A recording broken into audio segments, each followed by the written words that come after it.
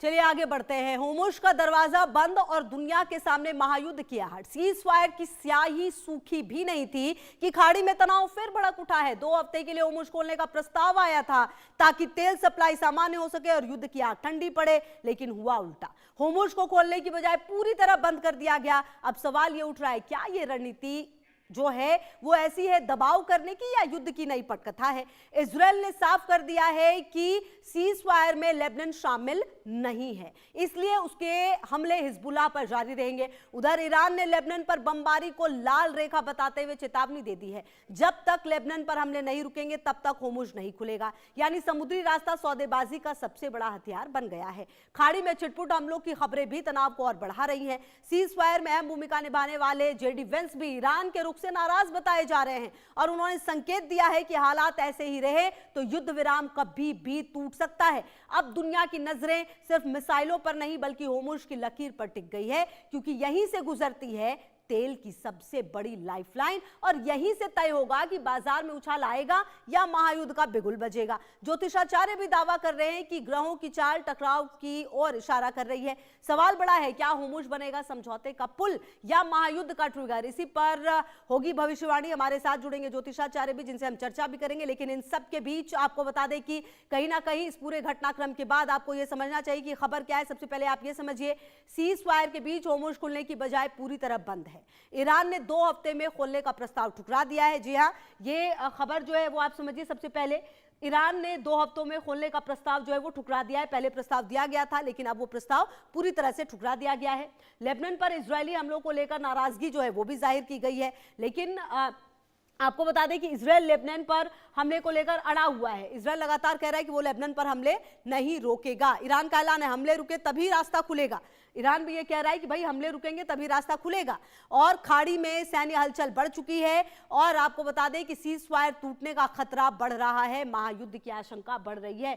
कुल मिलाकर देखिए, जो बात लगातार हम कह भी रहे थे कि क्या ये cease fire actually cease fire रहेगा भी या नहीं, होर्मुज़ क्यों बना है महायुद्ध का ट्रिगर, अब आप इसको ये भी समझ लीजिए। दुनिया के तेल का सबसे एक बड़ा हिस्सा यहीं से गुजरता है, जो कि आपको मालूम होगा। बंद होते ही ग्लोबल सप्लाई पर सीधा असर पड़ता है, जो कि हमने देखा भी, भारत पर भी असर पड़ा है।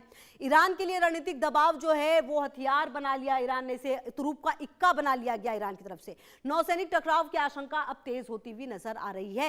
होर्मुज़ खुला तो राहत, बंद तो महायुद्ध के संकेत। अगर ये खुल गया तो ठीक है, लेकिन अगर ये बंद रहा तो कहीं ना कहीं दुनिया के कई ऐसे देश हैं जो इस पर अपनी बातें रख सकते हैं और जो गुस्सा है वो लगातार तमाम देशों का सामने भी आया है। कुल मिलाकर आपको बता दें, इस पूरे घटनाक्रम के बाद लगातार तमाम देशों की बातें जो है वो यही सामने आई है कि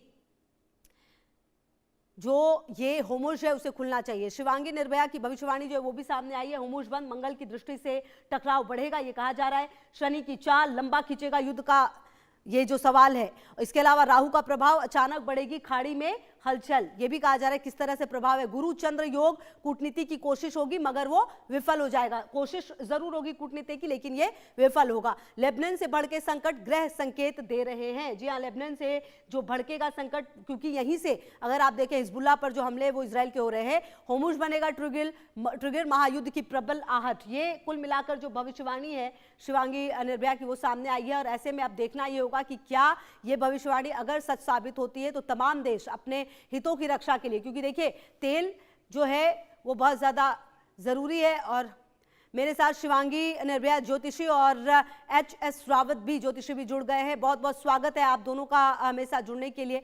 सबसे पहले मैं आप ही के पास शिवांगी जी, क्योंकि जो भविष्यवाणी आपकी तरफ से की गई है, कुल मिलाकर ऐसा लगता है कि जो बातें कही गई सीज फायर की वो बिल्कुल भी सफल नहीं होगी। मतलब कुल मिलाकर हम उसी मुहाने पर है जो पहले थे। मतलब ऐसा लग रहा था कि होर्मुज़ खुल जाएगा शायद, तो थोड़ी जो दिक्कतें युद्ध के 6-8 महीने के बाद होगी वो थोड़ी अब और कम होगी, लेकिन अब ऐसा होता हुआ नजर नहीं आ रहा है।